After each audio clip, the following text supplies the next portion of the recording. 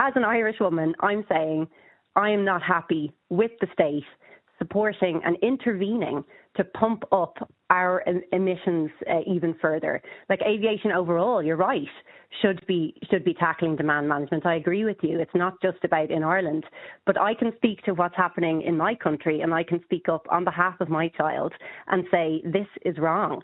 Irish kids are growing up to face malnutrition in their adulthood, food shortages.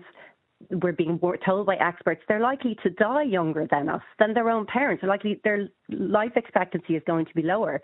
These are the conversations we need to be talking about, not about, this need to expand highly polluting industries endlessly. And what is the economic cost if the cap isn't lifted? Because the corollary is that the kind of impacts that an economic drop in activity has, or a capping of economic activity, it can have significant impacts across malnutrition, child poverty, all the rest of it, because it is the money that comes into the exchequer that can fund action against all of that.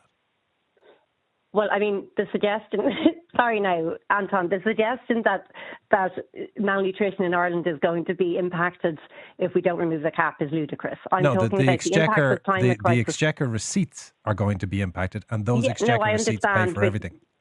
I understand what you're saying, but here's one example where we have a huge revenue gap. Jet fuel isn't taxed. So currently we have a ludicrous situation where a nurse filling her car to go to a night shift is paying more proportionally to fill that car than Ryanair is to fill its planes. And jet fuel is subsidised.